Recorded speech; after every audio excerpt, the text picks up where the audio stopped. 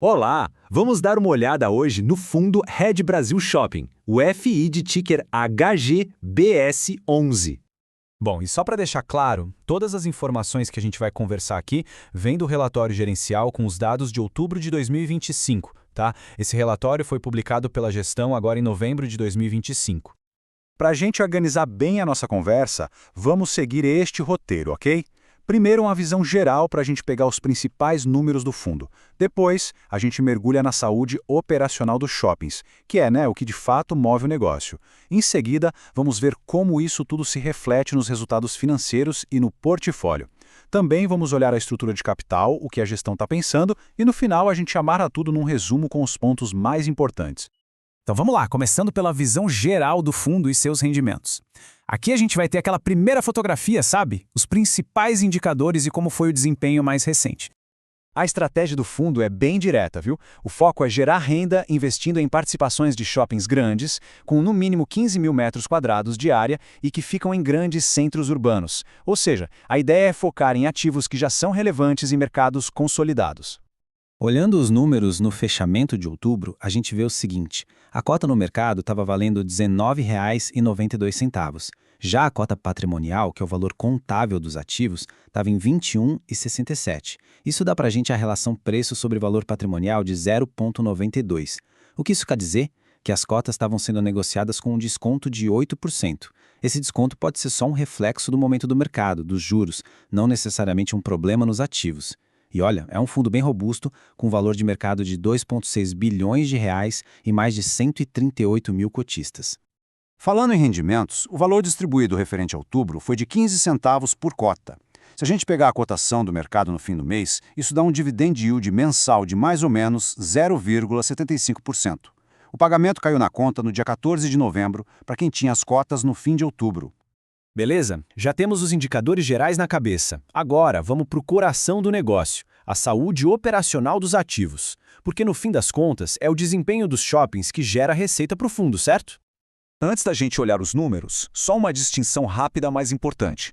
Vacância física é bem simples. É a porcentagem da área total, em metros quadrados, que está vazia, sem alugar. Já a vacância financeira mostra o impacto disso no bolso, ou seja, quanto de receita o fundo deixa de ganhar por causa desses espaços vagos. Uma mede espaço, a outra mede o dinheiro que não entrou. Olha só, o relatório traz para a gente os dados operacionais de setembro. A vacância física do portfólio fechou em 5%, que é um nível bem saudável, tá? Mesmo estando um pouquinho acima da média nacional da Abrace. Mas o grande destaque mesmo foi o crescimento de vendas por metro quadrado. 5,7% a mais que no mesmo mês do ano passado. Isso superou e, com folga, a média do Brasil. O NOI por metro quadrado, que é basicamente o lucro operacional líquido do shopping, também veio forte, em R$ 88,10. Um ponto importante, o relatório consolidado não trouxe o dado de inadimplência desse período.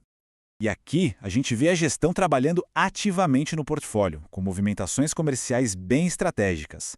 No Jardim Sul, por exemplo, entrou uma clínica, a SEMA, o que ajuda a diversificar o tipo de lojista. Lá no West Plaza, o espaço gastronômico está avançando, buscando atrair um público diferente. A gente também vê a chegada de marcas de peso, como a Sephora no Moca Plaza, e gigantes como a Smart Fit e a Riachuelo no Praça da Moça e em Suzano. Essas lojas não só ocupam áreas grandes, mas servem como uma isca, sabe? Atraem muito mais gente para o shopping.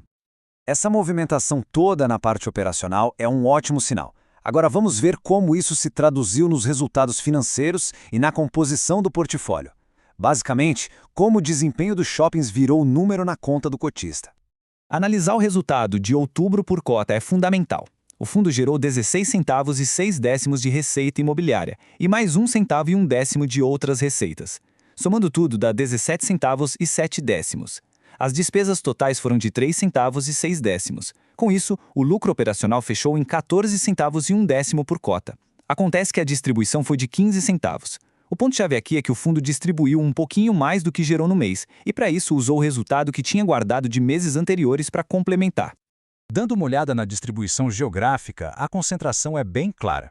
85% dos ativos do fundo estão em São Paulo, o que é um ponto de atenção em termos de risco. Depois, bem mais distante, vêm as participações em Tocantins, com 7%, e Santa Catarina, com 4%.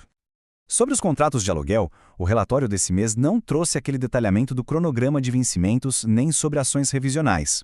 São dados bem importantes para a gente entender a previsibilidade da receita, né? Vamos ter que ficar de olho nos próximos relatórios para acompanhar isso. Agora vamos para um ponto que é sempre crítico na análise de um FII, a estrutura de capital.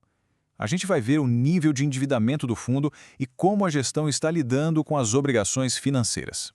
O fundo tem um saldo devedor de quase 312 milhões de reais, a maior parte em CRIs.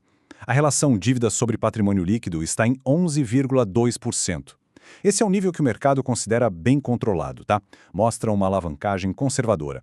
E uma dívida baixa, sim, costuma ser bem vista, o que ajuda a explicar a manutenção do rating BR a mais pela S&P. É uma nota de crédito forte, que no fundo é um atestado de boa gestão financeira.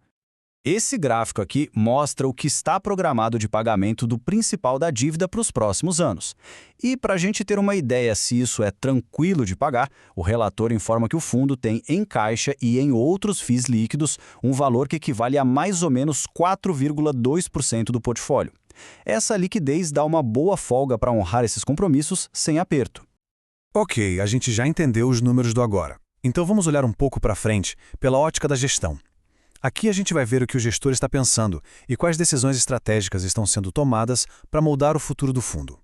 A gente vê aqui dois movimentos estratégicos que são muito importantes. Primeiro, a conclusão da venda de uma parte do Shopping Jardim Sul, isso é o que chamamos de reciclagem de portfólio. Vender um ativo que já está maduro para realizar o lucro e usar esse dinheiro em novas oportunidades. E do outro lado, temos a assinatura de um memorando para comprar 20% do Parque Shopping São Caetano, que é um ativo de primeira linha. Essa aquisição, assim que for concluída, tem tudo para qualificar ainda mais a carteira de shoppings.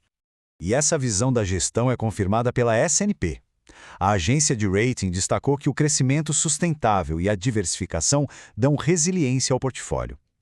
Ter essa avaliação positiva de uma agência externa reforça a ideia de que a estratégia está no caminho certo. Bom, chegamos na reta final. Vamos então amarrar tudo e consolidar os pontos-chave que a gente observou nesta análise do relatório de outubro. Fazendo um balanço, do lado positivo, o que se destaca? O desempenho operacional muito forte, com vendas e NOI crescendo acima do setor, uma vacância bem controlada e o excelente rating de crédito BRAA+. Já como pontos de atenção, temos a alta concentração em São Paulo, que é um risco, a aquisição super relevante, que ainda depende de aprovação, a distribuição de rendimentos, que ficou um pouquinho acima do que foi gerado no mês, e o endividamento, que apesar de estar controlado em 11,2%, é algo que precisa estar sempre no radar. Sua inscrição faz a diferença. Continue acompanhando nossos vídeos e contribua para que mais investidores tenham acesso a informações relevantes. E para a gente fechar, fica aqui uma provocação por futuro. Com essa possível entrada de um ativo do peso do Parque Shopping São Caetano, como é que o portfólio do fundo vai se rebalancear? A concentração em São Paulo vai aumentar ainda mais? Qual vai ser o impacto na receita, na alavancagem? São perguntas que com certeza vai valer a pena acompanhar de perto nos próximos meses.